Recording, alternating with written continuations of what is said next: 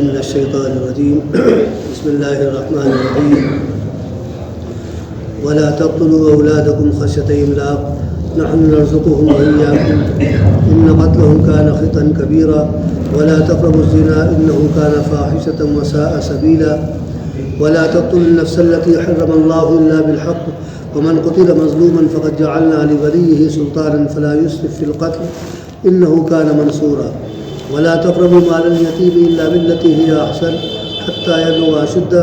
وأوفوا بالعهد إن العهد كان مسؤولا صدق اللہ العظیم۔ حقوق انسانی سے تعلق سے آیات چل رہی ہیں، کس کا کیا مقام ہے، کس کا کیا مرتبہ ہے، اس کا ذکر کیا جا رہا ہے اور معاشرے میں انسان کا کیا کردار ہونا چاہیے، ان باتوں کی طرف توجہ مبذول کرائی جا رہی ہے۔ چنانچہ والدین کے حقوق کو بیان کیا گیا، خرچ کرنے کے آداب سکھائے گئے اور اسی طرح سے ان لوگوں کے ساتھ کیا رویہ ہونا چاہیے جو کوئی ضرورت مند آتا ہے ہمارے آپ کے پاس، ہم اگر کوئی دے سکتے ہیں تو دے کر اس کا تعاون کریں، اور اگر دینے کی پوزیشن میں نہیں ہے کسی بھی وجہ سے تو پھر اس وقت اس کو کیا جواب دیں اور کس انداز سے جواب دیں، اس کو بیان کیا گیا۔ اور خرچ کرنے کا کیا طریقہ ہونا چاہیے، صحیح ڈھنگ کیا ہے، اس کو ذکر کیا، اس کا بیان کیا گیا کہ نہ تو بالکل ہاتھ کھول دو کہ خود تم محتاج بن جاؤ، اور نہ اتنی مٹھی بند رکھو کہ کسی کے لیے تمہارا ہاتھ ہی نہ کھلے، مٹھی نہ کھلے، دونوں میں اعتدال ہونا چاہیے۔ اور رزق کا معاملہ یہ ہے کہ اللہ تعالیٰ جس کے لیے چاہتا ہے خوب وسیع کر دیتا ہے، اور جس کے لیے اپنی حکمت کے پیش نظر یہ سمجھتا ہے کہ بہت زیادہ وسعت مناسب نہیں ہے، اس کے لیے بہرحال اس میں کمی کر دیتا ہے۔ اور اللہ تعالیٰ اپنے بندوں کے حالات سے باخبر ہے اور ان پر نظر بھی رکھے ہوئے۔ یہ پچھلی آیات میں بیان کیا گیا تھا، ابھی جو آیات پڑھی اس میں بھی اللہ تعالیٰ نے حقوق ہی کی طرف اشارے کیے ہیں اور انسان کو اس بات سے آگاہ کیا ہے کہ تمہاری یہ ذمہ داریاں ہیں کہ جو تم کو تعلیمات دی جا رہی ہیں ان پر تم عمل کرو اور اپنے معاشرے کو بہتر بنیادوں پر قائم کرو۔ چنانچہ فرمایا کہ وَلَا تَقْتُلُوا أَوْلَادَكُمْ خَشْيَةَ إِمْلَاقٍ، اپنی اولاد کو فقر و فاقہ کے ڈر سے، مفلسی کے ڈر سے قتل نہ کر دو، ان کو مار نہ ڈالو۔ اللہ تعالیٰ نے ان کو ایک نعمت کے طور پر تمہیں عطا کیا ہے، اس کو نعمت کے طور پر ہی سمجھو اور اس کے ساتھ ویسا ہی سلوک کرو۔ زمانہ جاہلیت میں ہوتا یہ تھا کہ اپنی اولاد کو، بالخصوص لڑکیوں کو قتل کر دیا کرتے تھے، یہ سوچ کر کہ لڑکی ہے، اس کی بڑی ذمہ داریاں ہیں، اس پر بڑے خرچ ہیں، پہلے تو پال پوس کا بڑا کرو، کھلانا پلانا، کپڑا، دوا، علاج، یہ ساری چیزیں، پھر بڑی ہو جائے گی تو شادی کرنا ہوگی، شادی کے وقت بڑے لوازمات ہیں، بڑے یعنی انتظامات کرنا پڑتے ہیں، مہمانوں کے کھانے کا انتظام، جہیز کے نام پر انتظام، اور یہ اور وہ ساری چیزیں ہیں، تو اس وجہ سے عموماً لڑکیوں کو قتل کر دیا کرتے تھے۔ ایک تو فقر و فاقہ کا ڈر تھا، دوسری بات یہ کہ لڑکیوں کی پیدائش کو وہ اپنے لیے عار سمجھا کرتے تھے، اپنے لیے بے شرمی کی بات سمجھتے تھے کہ کوئی ان کو یہ کہے کہ تم فلاں کے سسر ہو یا فلاں تمہارا داماد ہے، اس اعتبار اس لیے بھی وہ قتل کر دیا کرتے تھے۔ حالانکہ صرف یہی نہیں کہ لڑکیوں کا قتل کرتے تھے بلکہ لڑکوں کو بھی مار ڈالتے تھے، لیکن مشہور بہت زیادہ روایات کے اس سے یہی ملتا ہے کہ لڑکیوں کا قتل کیا کرتے تھے۔ بہرحال قرآن کریم نے یہاں پر مجموعی طور پر یہ کہا کہ لا تقتلوا اولادکم، اپنی اولاد کو قتل نہ کرو، خشیۃ املاق، مفلسی کے ڈر سے، فقر و فاقہ کے ڈر سے۔ کیوں؟ نحن نرزقهم وإياكم، ہم ان کو بھی رزق دیتے ہیں اور تم کو بھی دیتے ہیں، ان کو ہم نے وجود عطا کیا، ہم انہیں رزق دیں گے، اور تم کو ہم دے رہے ہیں، دیتے آ رہے ہیں، تم کو بھی دیتے رہیں گے، تمہارے رزق میں کمی نہیں کی جائے گی، ان کو پریشان نہیں رکھا جائے گا، وہ بھی ہماری مخلوق ہے، نامولود ہے، کل کو جب ان کی رزق کی ضرورت پڑے گی کھانے پینے کے اعتبار سے ہم ان کا انتظام کریں گے، اور آج ہم تم کو دے رہے ہیں، زمانے سے دیتے آ رہے ہیں، تو تمہارے رزق میں کوئی کمی نہیں کی جائے گی۔ نحن نرزقهم وإياكم، ہم ان کو رزق دیں گے اور تمہیں بھی دیں گے۔ یہاں پر اگر غور کیا جائے الفاظ پر تو بظاہر یہ محسوس ہوتا ہے کہ ہونا یہ چاہیے کہ نحن نرزقكم وإياهم، ہم تم کو بھی رزق دیتے ہیں اور تمہاری اولاد آئی ہے اب دنیا میں، ہم اس کو بھی رزق دیں گے، لیکن اس کو ترتیب کے اعتبار سے الٹ کر بیان کیا گیا کہ نحن نرزقهم وإياكم، ہم اس نومولود کو بھی رزق عطا کریں گے اور تمہیں بھی دیں گے۔ اس سے اس طرف اشارہ ملتا ہے کہ اللہ تعالیٰ اول تو یہ کہ رزق کی ذمہ داری بھرپور طریقے پر اللہ تعالیٰ نے خود لے رکھی ہے. کسی کے نہ ماں کے اختیار میں ہے نہ باپ کے اختیار میں ہے کہ وہ اپنی اولاد کو کھلائے اور پلائے اور اس کی ضرورتوں کو پورا کرے. یہ صرف اللہ تعالیٰ نے اپنے ذمے لیا ہے. اور وضاحت کے ساتھ فرمایا بھی ہے کہ وَمَا مِن دَابَّةٍ فِي الْأَرْضِ إِلَّا عَلَى اللَّهِ رِزْقُهَا. زمین پر جو بھی حرکت کرنے والی چیز ہے، زمین پر جو بھی ذی روح ہے، اس کے رزق کی ذمہ داری ہم پر ہے، اللہ تعالیٰ پر ہے. وَمَا مِن دَابَّةٍ فِي الْأَرْضِ إِلَّا عَلَى اللَّهِ رِزْقُهَا. اللہ تعالیٰ پر رزق کی ذمہ داری ہے ہر اس ذی روح کے لیے جو چلتی پھرتی ہے زمین پر. اور یعلم مستقرها ومستودعها. آپ کو بتانے کی ضرورت نہیں ہے کہ کون سی مخلوق کہاں پر ہے، کون عورت کہاں پر ہے، کون جوان کہاں پر ہے، کون مرد کہاں پر ہے، کون بچہ کہاں پر ہے، کون کس جگہ پر. آپ کو بتانے کی ضرورت نہیں، وہ خود جانتا ہے. یعلم مستقرها، اس کے ٹھہرنے کی جگہ اس کو معلوم ہے. ومستودعها، اور اگر کچھ نقل مکانی ہوتی ہے، اس جگہ کو چھوڑ کر وہ دوسری جگہ چلا جاتا ہے تو اللہ تعالیٰ کو اس کی جگہ کی بھی خبر ہے. اس کا رزق اس کو وہاں پہنچا دیا جائے گا. آج تک یہاں تھا تو یہاں اس کو رزق دیا جاتا رہا، اب وہ کسی دوسری جگہ منتقل ہوا تو اس کو دوسری جگہ پر رزق دیا جائے گا. تو اللہ تعالیٰ نے رزق کی ذمہ داری دی. اس کے علاوہ نبی کریم صلی اللہ علیہ وسلم کے جو الفاظ ہیں،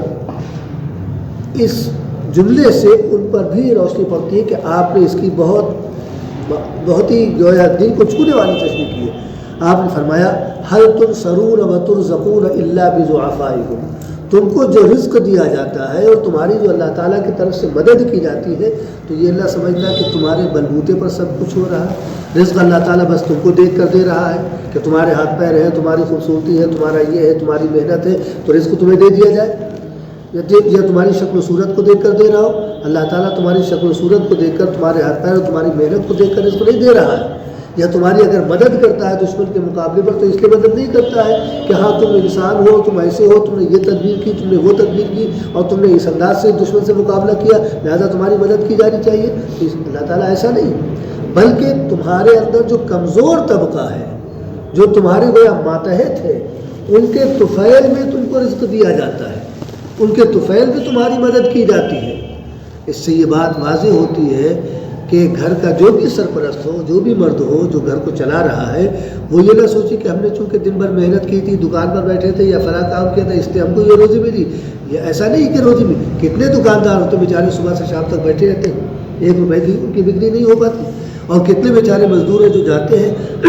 اور بیچارے کھڑے رہتے ہیں، 2-2 4-4 گھنٹے کھڑے رہتے ہیں اور پھر واپس آئے تو کام نہیں ملتا ہے. تو ایسا نہیں، بلکہ اللہ تعالیٰ یہ دیکھتا ہے کہ کون اس کے مجبور یا کمزور بندوں کے ساتھ کیسا تعاون کر رہا ہے. عورتوں کے ساتھ، بچوں کے ساتھ، یتیموں کے ساتھ، غریبوں کے ساتھ کس کا کیسا تعاون ہے. جیسا تعاون ہوتا ہے اسی اعتبار سے اللہ تعالیٰ اس کے لیے رزق کے فیصلے کرتا ہے. جو جتنا زیادہ تعاون کرتا ہے، جتنے زیادہ لوگوں کی گویا خبرگیری کرتا ہے، اللہ تعالیٰ اس کو اسی اعتبار سے دیتا ہے. اور جو خبرگیری اور دستگیری سے بالکل گویا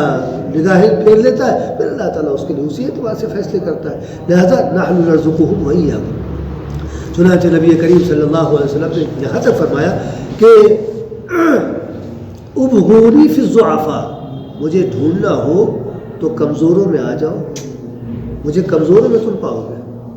یعنی اگر تم کو میں مسجد میں نہ ملوں، میں گھر میں نہ ملوں، تو میرا تیسرا ٹھکانہ جو تم کو ملے گا وہ کمزور لوگوں کے درمیان ہوگا. جو معاشی اعتبار سے کمزور ہے، جو ہاتھ پیروں کے اعتبار سے کمزور ہے، یا جو عورتیں ہیں، یتیم بچے ہیں، غریب ہیں، ایسے لوگوں میں مجھے تلاش کرو، میں وہیں ملوں گا. کیوں؟ اللہ تعالیٰ ان کی برکت سے مجھے بھی رزق عطا کرے گا. اللہ تعالیٰ ان کی برکت سے میری بھی مدد کرے گا، میرے لیے بھی مدد کے فیصلے کرے گا. انما تنصرون وترزقون بضعفائکم، تمہاری جو مدد کی جاتی ہے، تم کو جو رزق دیا جاتا ہے وہ تمہارے کمزوروں کے طفیل میں دیا جاتا ہے، کمزوروں کے پیش نظر دیا جاتا ہے. جس کی ماتحتی میں جتنے کمزور ہوں گے اسی اعتبار سے اللہ تعالیٰ اس کو رزق عطا کرے گا. کسی کے پاس 1 کمزور ہے تو اس کو اسی اعتبار سے، کسی کے پاس 10 ہے تو اس کو اسی اعتبار سے دیا جائے گا. یا جو جتنے زیادہ لوگوں کی خبرگیری کرتا ہے اللہ تعالیٰ اس کو اسی اعتبار سے دیتا ہے. بہرحال یہاں پر اللہ تعالیٰ نے یہ بات اپنے الفاظ کے ذریعے سے واضح کر دی کہ کمزوروں کے بہانے سے رزق ملتا ہے، کمزوروں کی برکت سے گویا ان کے طفیل سے رزق انسانوں کو دیا جاتا ہے. نحن نرزقهم وإياكم. ظاہر ہے کہ جو بھی بچہ دنیا میں آیا ہے ابھی وہ کیا کر سکتا ہے، لیکن اس کی برکت سے کہہ دیجئے، اس کے طفیل میں کہہ دیجئے کہ اس کے سرپرست کی جو اس کا رزق ہے وہ بڑھا دیا جاتا ہے. ظاہر ہے کہ بچہ آیا ہے، کچھ نہ کچھ تو اس کی ضرورتیں ہوگی، ابھی بنیادی طور پر اس کے لیے کپڑوں کی ضرورت ہے، خدا نخواستہ طبیعت خراب ہوگی تو اس کے لیے دوا کی ضرورت ہے، پھر جیسے جیسے وہ پلے بڑھے گا اس کے لیے کپڑے کی بھی ضرورت ہوگی، غذا کی بھی ضرورت ہوگی، اور اس کے لیے تمام چیزیں وہ ہوگی، تو جیسی جیسی ضرورت ہوتی ہے اسی اعتبار سے۔ لیکن آج معاملہ یہ ہے کہ ہم نے آپ نے یہ سمجھ لیا کہ ہمارے آپ کے ہاتھ میں رزق ہے، ہم جیسا چاہیں گے اس طرح سے کریں، اور یہ کل کو تو سوچ انفرادی اعتبار سے تھی زمانے جاہلیت میں، آج انفرادی حیثیت سے سوچ نہیں ہے، آج ملکی سطح پر یہ بات سوچی جا رہی ہے، حکومتی سطح پر یہ بات سوچی جا رہی ہے، بلکہ اس سے بڑھ کر اگر یہ کہیں کہ عالمی سطح پر یہ پلاننگ کی جا رہی ہے کہ بھئی ہمارے وہاں اتنی آبادی، ہم کیسے ان کے کھانے پینے کا معاملہ پورا کریں گے، کیسے ان کے غذا کا انتظام کر پائیں گے، لہٰذا آبادی پر کنٹرول کیا جائے، آبادی کو بڑھنے سے روکا جائے، اس کے لیے نئے منصوبے بنائے جاتے ہیں، نئے نئے طریقے ایجاد کیے جاتے ہیں، کئی دواؤں کے ذریعے سے، کئی کسی اور طریقے سے۔ تو بہرحال یہ آج عالمی سطح پر آبادی پر کنٹرول کرنے کے لیے یہ کیا جا رہا ہے، حالانکہ قرآن کریم کہہ رہا ہے نحن نرزقہم وإیاکم، دنیا میں جو بھی آ رہا ہے اس کا رزق ہماری ذمہ داری ہے، تمہاری ذمہ داری نہیں ہے۔ تم اپنے کام کو دیکھو جو تم کر رہے ہو، جو تم کو ذمہ داری جس چیز کی دی گئی تم اس کو پورا کرو، رزق کی ذمہ داری تم کو نہیں دی گئی ہے، وہ ہمارے پاس ہے، ہم اس کو پورا کرنے والے ہیں۔ الا قتلہم کان خطأ کبیرا، ان کو قتل کرنا یہ بڑی غلطی کی بات ہے۔ تم یہ سمجھتے ہو کہ تم کو کھلانا پڑے گا، تم یہ سمجھتے ہو تم کو پہنانا پڑے گا، جبکہ کھلانے والا اللہ تعالیٰ ہے، پہنانے والا اللہ تعالیٰ ہے، ضرورتوں کو پورا کرنے والا اللہ تعالیٰ ہے، وہ حاجت روا ہے، وہ مشکل کشا ہے، ہر اعتبار سے وہ اپنے بندوں کی خبر گیری اور دستگیری کرنے والا ہے۔ تمہارے پاس کیا ہے؟ ہم تم کو دیتے ہیں تو تم کو ملتا ہے، لیکن تم نے اپنے آپ کو مالک سمجھ لیا کہ رزق کے مالک ہمیں، رزق دینے والے ہمیں، ہم کھلائیں گے تو بچہ کھائے گا، ہم نہیں کھلائیں گے تو نہیں کھائے گا۔ تمہارے کھلانے نہ کھلانے سے کچھ نہیں ہوتا ہے، اللہ تعالیٰ کھلانے والا ہے، اللہ تعالیٰ پلانے والا ہے، اللہ تعالیٰ پالنے والا ہے، اللہ تعالیٰ ضرورتوں کو پورا کرنے والا ہے۔ لہٰذا خبردار کہ ان کا قتل کرنا یہ سوچ کر کہ ہم کو کھلانا پڑے گا اور ان کو پہنانا پڑے گا، یہ بڑی غلطی کی بات ہے تمہاری۔ وَلَا تَقْرَبُوا الزِّنَا إِنَّهُ كَانَ فَاحِشَةً وَسَاءَ سَبِيلًا، اور خبردار زنا کے قریب بھی نہ جانا۔ ایک تو یہ ہے کہ عمل صادر ہو جائے، عمل صادر ہونا تو بہت بڑا جرم ہے، تم اس کے قریب بھی نہ جانا، یعنی جو اس کے محرکات ہیں، جو مبادی ہیں، جو ابتدائی طریقے ہیں، ایسے طریقوں کے بھی قریب نہ جانا کہ جس کی وجہ سے اس بات کا اندیشہ ہو کہ تم زنا کا ارتکاب کر بیٹھو گے۔ إِنَّهُ كَانَ فَاحِشًا، یہ کھلی بے حیائی کی بات ہے کہ کسی معاشرے کے اندر زنا کا وجود ہو، زنا پایا جائے، لوگ زنا کا ارتکاب کریں، یہ کھلی ہوئی بے حیائی ہے جو معاشرے کو کھوکھلا کرتی ہے، معاشرے کو تباہ کرتی ہے، اور ایک برا طریقہ ہے وساء سبیلا، یہ بدترین قسم کا طریقہ ہے جس کو اس شکل میں اختیار کیا جاتا ہے۔ یہ حقوق العباد کا ذکر چل رہا ہے، اور یہاں پر اگر غور کیا جائے تو بلا واسطہ یہ یعنی حقوق العباد سے اس کا تعلق نہیں ہے، لیکن چونکہ اس کی وجہ سے حقوق العباد متاثر ہوتے ہیں، اس کی وجہ سے فتنے برپا ہوتے ہیں، لڑائیاں ہوتی ہیں، دشمنی پیدا ہوتی ہے، ایک دوسرے کا قتل ہو جاتا ہے، اور معلوم نہیں کیا کیا فتنہ اور فساد برپا ہوتا ہے۔ اس وجہ سے اللہ تعالیٰ نے اس کو یہیں پر ذکر کیا کہ چونکہ اس سے حقوق العباد متاثر ہوں گے، لہذا خبردار لا تقربوا الزنا، زنا کے قریب بھی نہ جانا، یعنی ایسا کوئی عمل، ایسا کوئی طریقہ بھی نہیں اختیار کرنا جو تم کو زنا کی طرف لے جائے۔ اور زنا نبی کریم صلی اللہ علیہ وسلم کے فرمان کے مطابق ہاتھوں کا بھی زنا ہے، آنکھوں کا بھی زنا ہے، زبان کا بھی زنا ہے، کانوں کا بھی زنا ہے، دل و دماغ کا بھی زنا ہے، یہ سارے ہیں کہ بات کی جائے نامحرم سے، یہ زبان کا زنا ہے، اس کی طرف دیکھا جائے، یہ نگاہوں کا زنا ہے، کان سے اس کی بات سنی جائے یا اس کی بات پر توجہ دی جائے، یہ کانوں کا زنا ہے، ہاتھ نامحرم کو پکڑنا اور چھونا یہ ہاتھوں کا زنا ہے، پیروں کا زنا کہ اس کی طرف چل کر جایا جائے، یہ سارے ابتدائی گویا مراحل ہیں، اور اگر خدا نخواستہ کوئی انسان ان مراحل سے گزرتا ہے تو پھر نوبت یہ آتی ہے کہ وہ زنا کا ارتکاب کر بیٹھتا ہے، اور اللہ تعالیٰ کا فرمان یہ ہے کہ إِنَّهُ كَانَ فَاحِشًا، یہ کھلی ہوئی بے حیائی، یعنی اس کو کوئی معاشرہ جو واقعی جس کے اندر ذرا بھی عقل و شعور ہے، ایسا کوئی معاشرہ اس کو قبول نہیں کر سکتا۔ اس سے نسب میں بھی اثر پڑتا ہے، اس سے خاندانوں پر اثر پڑتا ہے، اور دوسرے حقوق بھی تلف ہوتے ہیں، لہذا یہ بدترین قسم کی بے حیائی اور برا عمل ہے۔ آج معاملہ یہ ہے، یعنی اللہ تعالیٰ نے زنا کو اتنا مشکل کر دیا اور نکاح کو اتنا آسان بنا دیا کہ آسانی کے ساتھ نکاح ہو سکے، لیکن آج آپ نے نکاح کو بہت مشکل کر دیا اور زنا کو آسان بنا دیا۔ عمریں گزر جاتی ہے، شادی نہیں ہوتی ہے، نتیجہ یہ ہوتا ہے کہ انسان گناہ کا ارتکاب کر بیٹھا ہے۔ اب شادی بیاہ بھی ہوتی ہے تو جو طریقہ واقعی نبی سے ہم کو ملا اس طریقے پر نہ کر کے لوازمات کے ساتھ یہ بھی ہونا چاہیے وہ بھی ہونا چاہیے، یہ رسم پوری ہو وہ رسم پوری ہو، اور ایسے ہونا چاہیے ویسے ہونا چاہیے، اور اتنے آدمی ہونے چاہیے، ایسی دعوت ہونی چاہیے، ایسا بارات کا نظام اور یہ نظام، معلوم نہیں کیا کیا، ان تمام چیزوں کی وجہ سے نکاح مشکل بن گیا،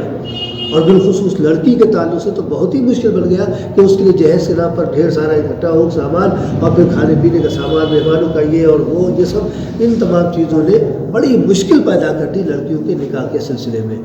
اور اس کے مقابلے میں جو گناہ ہے اور کھلی بے حیائی ہے وہ آسان ہو گیا کہ انسان اس طرح سے وہ کرتا ہے۔ بہرحال اللہ تعالیٰ کا فرمان یہ ہے کہ لا تقربوا الزنا، خبردار کہ زنا کے قریب بھی نہ جانا، کہ یہ کھلی ہوئی بے حیائی ہے اور برا راستہ ہے یہ۔ ولا تقتلوا النفس التي حرم الله الا بالحق، اور ہاں خبردار کہ اس نفس کو کہ جس کو اللہ تعالیٰ نے حرام قرار دیا ہے، خبردار کہ قتل مت کرنا، ناحق طریقے پر قتل مت کرنا، الا بالحق، ہاں باقی شرعی اعتبار سے گنجائش نکل رہی ہے تو قتل کیا جائے گا، لیکن اگر شرعی اعتبار سے گنجائش نہیں ہے تو قطعی طور پر قتل نہ کیا جائے، یہ حرام ہے۔ اور اس میں مذہب کا کوئی تعلق نہیں کہ مسلمان کو قتل نہ کیا جائے، ہندو مل جائے تو اس کو قتل کر دیا جائے، عیسائی مل جائے تو اس کو قتل کر دیا جائے، کسی بھی نفس کو، کسی بھی انسان کو بے سبب قتل کرنا حرام ہے، چاہے وہ ہندو ہی کیوں نہ ہو۔ معاملہ یہ ہوتا ہے کہ کسی ہندو نے کسی کو مارا، اب دوسرا ہندو مل گیا، ہم نے اس کو مار دیا، ہم سمجھتے ہیں اپنی جگہ خوش ہو جاتے ہیں کہ ہم نے تو بدلہ لے لیا۔ بدلہ تو آپ اس سے لیجیے جس نے جرم کیا، جو بیچارہ جرم جس نے نہیں کیا تھا ہم نے بلا وجہ پکڑ کے اس کو پیٹ دیا، کہیں دکان جلا دی جاتی ہے، کہیں گھر جلا دیا جاتا ہے، یہ سب قطعی طور پر حرام ہے، اسلام میں اس کی کوئی گنجائش نہیں، اور یہی سے اسلام کی شبیہ برونی شروع ہو جاتی ہے، اور یہی سے یہ ہوتا ہے کہ اسلام کو یوں کہہ کر کہ اسلام دہشت گردی کا مذہب ہے۔ ہم نے جس نے جرم کیا اس کو سزا دی، اور سزا دینے میں بھی اعتدال ہونا چاہیے، عدل ہونا چاہیے، انصاف ہونا چاہیے۔ اگر اس نے ایک تھپڑ مارا تو ہم 10 تھپڑ نہیں مارنے کا مجاز ہے، ہم ایک ہی تھپڑ مارے، اور پھر تھپڑ مارنے میں بھی اول تو یہ کہ اگر نظر انداز کر دیا جائے، معاف کر دیا تو بہت اچھی چیز ہے، لیکن اگر ہم بدلہ لینا ہی چاہتے ہیں تو جیسا تھپڑ ہے ویسا ہی ہونا چاہیے، یعنی اس سے زیادہ ہو گیا تو ہم ظالم ہو گئے۔ پہلے تو ہم مظلوم تھے کہ ہم کو مارا گیا، لیکن اگر ہم نے قصاص لیا، بدلہ لیا اور زوردار تھپڑ رسید کر دیا اس سے زیادہ طاقت والا، تو اب ہم ظالم ہو گئے، وہ مظلوم بن گیا، کل قیامت کے دن وہ ہمارا دامن پکڑے گا کہ اس نے ہم پر ظلم کیا تھا۔ لیکن معاملہ یہاں برعکس ہوتا ہے کہ بس مارا کسی نے، پیٹا بیچارہ کوئی جاتا ہے، پکڑا کون جاتا ہے۔ تو اللہ تعالیٰ فرماتا ہے کہ لا تقتلوا النفس التي حرم الله الا بالحق، خبردار کہ جس نفس کو، جس جان کو اللہ تعالیٰ نے حرام قرار دیا ہے اس کو حق کے ساتھ ہی قتل کرنا، ورنہ قتل کرنے کا کوئی راستہ نہیں ہے۔ نبی کریم صلی اللہ علیہ وسلم نے 5 صورتیں بتائی ہیں کہ جن میں کسی انسان کا قتل جائز ہوتا ہے، اس کے علاوہ کوئی چھٹی صورت نہیں ہے۔ ان 5 صورتوں میں پہلی صورت کہ کسی نے کسی کا قتل کیا ہے تو قتل کے بدلے قتل، النفس بالنفس، نفس کے بدلے نفس، اور یہ من اجل ذلك كتبنا على بني اسرائيل انه من قتل نفسا بغير نفس او فساد في الارض فكانما قتل الناس جميعا، ہم نے یہ قانون بنا دیا بنی اسرائیل کے لیے، اور وہی قانون آج بھی چل رہا ہے کہ اگر کسی نے کسی کا ناحق قتل کیا تو پوری دنیا کا انسانوں کا گویا اس نے قتل کیا، اور کسی ایک انسان کو قتل سے بچائے رکھا تو گویا پوری دنیا کے انسانوں کو اس نے بچایا ہے۔ تو یہ ضابطہ ہے اللہ تعالیٰ کی طرف سے۔ تمہارا النفس بالنفس، نفس کے بدلے نفس، اور یا ایھا الذین آمنوا کتب علیکم القصاص فی القتل، اے مسلمانوں، اے مومنوں، تمہارے لیے قتل میں قصاص واجب کر دیا گیا، قصاص فرض کیا گیا، یعنی اگر کسی کا قتل کیا جاتا ہے ناحق طریقے پر تو اس کا قتل کر کے بدلہ لے لو تاکہ یہ قتل پھیلنے نہ پائے۔ بلکہ دوسری اگر فرمایا آگے ہی چل کے اسی میں کہ وَلَكُمْ فِي الْقِصَاصِ حَيَاةٌ يَا أُولِي الْأَلْبَابِ لَعَلَّكُمْ تَتَّقُونَ، اے عقل مندو، قتل یعنی قصاص میں تمہارے لیے زندگی ہے، اس میں تمہارے لیے زندگی۔ بظاہر موٹی عقل والے ہم جیسے لوگ تو یہ سمجھتے ہیں کہ بھئی ایک تو مارا گیا تھا، اب دوسرے کو ہم مارے قصاص میں تو ایک اور ہمارا کم ہو جائے، آبادی کے اعتبار سے، گنتی کے اعتبار سے ایک تو بیچارہ مقتول ہو ہی گیا، اس کو تو مار دیا گیا، اب قصاص میں ہم اس کے بدلے دوسرے کو مار دیں تو گنتی ہماری کم ہو گئی، تو یہ زندگی کہاں سے؟ حقیقت یہ کہ یہی تو زندگی ہے۔ جب اس کو یعنی جس نے قتل کیا ہے اس کو قتل کیا جائے گا تو 4 کے کان ہو جائیں گے کہ اگر ہم نے کیا تو ہمارے ساتھ بھی یہی ہوگا، تو اب سب محفوظ ہو گئے، اور اگر اس کو قتل نہیں کیا گیا تو آپ کی بھی ہمت ہوگی، ہماری بھی ہمت ہوگی، ان کی بھی ہمت ہوگی، ہر ایک کی ہمت ہوتی چلی. تو یہ ہے حقیقت. آپ اس کے فلسفے کو سمجھیے کہ قتل کے بدلے جو قتل اللہ تعالیٰ نے رکھا تو واقعی اس کے اندر زندگی ہے، اس کے اندر کوئی زیادتی نہیں کی جا رہی ہے. تو بہرحال جو 5 طریقے، یہ 5 موقع بتائے کہ جس میں کسی کا قتل جائز ہو سکتا ہے، تو پہلا تو یہ ہے کہ اگر کسی نے کسی کا ناحق طریقے پر قتل کیا ہے تو قصاص میں اس کو مارا جائے، قتل کر دیا جائے. دوسرا قتل اس موقع پر جائز ہے جب کفر اور اسلام کی جنگ ہو رہی ہے اور اسلام کے راستے کو روکنے کی کوشش کی جا رہی، تو مجاہدین کفار کے ساتھ جو جنگ کرتے اس میں کافر کو مارا جائے گا، جہاد جس کو کہتے ہیں. تیسرا یہ کہ حکومت اسلامی کے خلاف کوئی بغاوت کرے تو اس کا قتل کیا جائے گا. چوتھا یہ ہے کہ کوئی شادی شدہ زنا کا ارتکاب کر بیٹھے تو اس کو سنسار کیا جائے گا. اور 5واں یہ ہے کہ کوئی اسلام کو چھوڑ کر کسی دوسرے مذہب کو اختیار کر لے، یعنی مرتد ہو جائے تو ارتداد کی سزا قتل ہے. یہ 5 موقع ہیں، چھٹا کوئی موقع نہیں. ان 5 موقعوں پر اس کا خون گویا مباح ہو جاتا ہے، ورنہ تمام انسانوں کا خون حرام ہے. قطعی طور پر کوئی گنجائش نہیں کہ کسی کا قتل کرے، یہاں تک کہ کسی ہندو کا، کسی یہودی کا، کسی عیسائی کا، کسی کرسچن کا، مجوسی کا، کسی کا بھی قتل نہیں کیا جا سکتا. ٹھیک ہے، ان کا مذہب اپنی جگہ پر، ہمارا مذہب کی بنیاد پر ہم قتل نہیں کریں گے. ہاں اگر کوئی چیز قتل کے لیے ثبوت کے طور پر آتی ہے ہمارے سامنے تو اس کا پھر اسی اعتبار سے فیصلہ کیا جائے گا. اور یہ قتل بھی جو ہوگا تو انفرادی حیثیت سے کوئی اپنے ہاتھ میں قانون نہیں لے لے گا، اسلامی مملکت اس کی ذمہ دار ہوگی، وہ قصاص لے گی. یعنی کہ ہمارے گھر کا کوئی مارا گیا تو ہم جائیں مار ڈالیں اس کو، نہیں، ہم نہیں ماریں گے. ہم اسلامی حکومت سے فریاد کریں گے، اسلامی حکومت اس کو قتل کرے گی. ورنہ ہر ایک ایسے اپنے طور پر قانون ہاتھ میں لے کر قتل کرنے لگے تو معاملہ ہی بگڑ. پھر حکومت کی کیا ضرورت ہے، قانون کی کیا ضرورت ہے، پھر عدالت کی کیا ضرورت ہے. ہر ایک قانون داں بن کے ہر ایک اپنے اپنے طور پر فیصلہ کرنے والا بن جائے گا. لہٰذا اپنے طور پر کوئی کچھ نہیں کرے گا. وَمَنْ قُتِلَ مَظْلُومًا، اور اگر کوئی مظلومانہ طریقے پر قتل کر دیا گیا، یعنی غلط طریقے پر، ظالمانہ طریقے پر کسی نے قتل کر دیا، فَقَدْ جَعَلْنَا لِوَلِيِّهِ سُلْطَانًا، تو ہم نے اس کے جو وارثین ہیں ان کو حق دیا ہے کہ وہ اس کا بدلہ لیں. یہ وارثین کو حق ہے، دوسرا کوئی بدلے کے لیے نہیں کھڑا ہو سکتا. جو وارث ہے، جو اس کی اولاد ہے، وہی وارث، وہی اس کا وہ لے سکتی. یا پھر حکمی وارث، حکمی وارث میں حکومت کا سربراہ، اسلامی مملکت کا سربراہ جس کو ہم امیر المومنین کہہ سکتے ہیں، وہ پھر حکمی اعتبار سے وارث بنے گا، کیونکہ امیر المومنین جو ہے وہ اپنی پوری رعایا کا وارث ہوتا ہے حکماً. لہٰذا اگر کہیں کسی بھی اعتبار سے کوئی بات ہوتی ہے تو اگر اس کا حقیقی وارث نہیں ہو تو پھر اسلامی مملکت اس کی ذمہ دار ہوگی، وہ اس کی وارث ہوگی اور وہ پھر قانونی چارہ جوری کرے گی. تو فلا یوسف فی القتل، ہم نے جو حق دیا ہے وارثین کو، وہ قتل کرنے کے سلسلے میں حد سے نہ گزرے، زیادتی نہ کریں. جیسے کہ عرب میں ہوتا تھا، ان کے قبیلے کا اگر مان لیجیے کوئی سردار مارا گیا تو قاتل کو قتل کرنے پر اکتفا نہیں کرتا. بھائی ہمارے قبیلے کا سردار مارا گیا، سردار تو 10 کے برابر ہے، تو قاتل کو مارنے کے ساتھ ساتھ اوروں کو بھی مارا کرتے تھے کہ پلہ برابر ہو جائے، بیلنس برابر ہو جائے. یہ سردار تھا، یہ 10 کے برابر تھا، لہٰذا 10 کو مار جائے گا تب برابر حساب ہوگا. کسی عورت نے قتل کیا کسی مرد کا تو عورت کو قتل نہیں کیا، مرد قتل کیا گیا، لہٰذا مرد کو ہی قتل کیا جائے گا، عورت کو قتل نہیں کیا جائے گا. یا پھر 10 عورتیں 20 عورتیں قتل کی جائے تب وہ اس مرد کے برابر ہوگی. کسی غلام نے قتل کیا ہے تو غلام کو نہیں قتل کیا جائے گا، آزاد کو قتل کیا جائے گا. اور آزاد نے قتل کیا ہے تو اس کے بدلے غلام قتل کر دیا جائے گا اگر آزاد کو قتل نہیں کر سکتے. تو یہ ان کے پاس زیادتی تھی. یا اسی طرح سے زیادتی ایک یہ بھی ہے، ایک تو طریقہ یہ ہے کہ تعداد بڑھا دی، ادھر کا 1 قتل کیا گیا، ادھر کے 10 مارے جا رہے ہیں، خاندان والے مارے جا رہے ہیں قاتل کے علاوہ. قاتل نے بھی رکھے باپ کو مار دیا، ماں کو مار دیا، فلاں کو مار دیا، بھائیوں کو مار دیا. یہ سارے طریقے آج بھی یہ سب چل رہا ہے، اسی انداز سے چل رہا ہے، آج بھی یہی سب ہو رہا ہے. اور دوسرا طریقہ یہ تھا فلا یوسف القتل، قتل میں زیادتی نہ کی جائے کہ قتل تو کر دیا، اب اس کی لاش کی بے حرمتی ہو رہی ہے، اس کے اوپر کودا چاہ رہا ہے. جیسے ابھی ہوا تھا صحافی، کسی مسلمان معاملے چیک ہوئی تھی، اس کو مار دیا گیا اور اس کے بعد صحافی ایک آیا اس کی لاش پر کود رہا ہے. یہ زیادتی ہے. یا اس کا غسلہ کیا جائے، ناک کان گلا یہ سب کاٹ کے اور اس کو بدحیت بنانے کی کوشش کی جائے. یا قتل کرنے کا ایک یہ کہ ٹکڑے ٹکڑے کاٹے جا رہے ہیں اس کے جسم سے، یہ نہیں کہ گردن مار دی جائے یا جو آسان طریقہ ہو. کم سے کم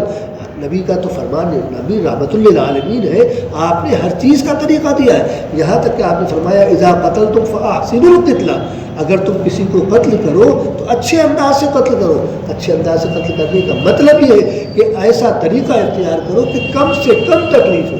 اور کم سے کم تکلیف کا طریقہ یہی ہو سکتا ہے کہ ایک بار میں گردن یعنی سر اس کا تن سے الگ کر دیا جائے. یہ کم سے کم تکلیف کی بات ہے, ورنہ کوڑ کاٹے جا رہے ہیں, اعضا کاٹ رہے ہیں, کتنی تکلیف ہوگی, کتنا وہ بیچارہ تڑپے گا. یا اس کو اشارے پر یعنی تیروں کے ذریعے سے اس پر تیر اندازی کی جا رہی ہے, اس کو اس طرح سے کیا جا رہا ہے, یا اور جو دوسرے طریقے کہیں جلایا جا رہا ہے, ذرا سے وہ سگریٹ پہ وہ لگائے جا رہے ہیں, یعنی یہ سب یہ غیر انسانی طریقے ہیں. فلا یوسف فی القتل میں یہ سارے طریقے آتے ہیں کہ ایسا کوئی طریقہ کہ جس سے اذیت پہنچ رہی ہو اور وہ موت اس کو نہ آ پائے, تو یہ اس طرح کی حرکت نہ کرنا. کیوں؟ اگر تم نے ایسا کیا تو پھر تم اللہ تعالیٰ کی مدد سے محروم کر دیے جاؤ گے, اور اگر اپنے طریقے پر رہتے ہو تو انہ کان منصورا, اس کی مدد کی جائے گی, اللہ تعالیٰ کی طرف سے اس کی مدد کی جائے گی. اس کے وارثین جو بدلے کے لیے قتل یعنی قصاص کے لیے کھڑے ہوں گے ان کی مدد کی جائے گی. اسلامی مملکت سے اس کو مدد دلوائی جائے گی, اسلامی قانون اس کی مدد کرے گا, اور اگر اس نے زیادتی سے کام لیا تو پھر اللہ تعالیٰ کی مدد اس سے رک جائے گی, اور مدد مظلوم جو پہلے ظالم تھا اب وہ مظلوم ہو گیا, اب اس کے ساتھ اللہ تعالیٰ کی مدد ہو سکتی ہے. وَلَا تَقْرَبُوا مَالَ الْيَتِيمِ إِلَّا بِالَّتِي هِيَ أَحْسَنُ, اور دیکھو یتیم کے مال کے قریب بھی نہ جانا. ہاں بھلے سے یتیم جس کا سرپرست یعنی جس کا باپ دنیا سے رخصت ہو گیا ہو اور عمر اس کی ابھی یعنی وہ بالغ نہیں ہوا ہے, بچہ جب تک بالغ نہیں ہوتا ہے اس وقت تک وہ یتیم کہلاتا ہے. اگر باپ اس کا دنیا سے رخصت ہو گیا اور بالغ ہونے کے بعد پھر یتیم نہیں رہتا ہے, تو اگر اس کا باپ دنیا سے رخصت ہو گیا اور وہ بچہ یتیم ہے, اس کو جو میراث ملے گی اپنے باپ سے, ظاہر ہے کہ کوئی نہ کوئی اس کا ذمہ دار ہو, کوئی نہ کوئی نگراں ہو, ورنہ بچہ ہے ناسمجھ ہے, وہ جیسے تیسے خرچ کر لے گا. کل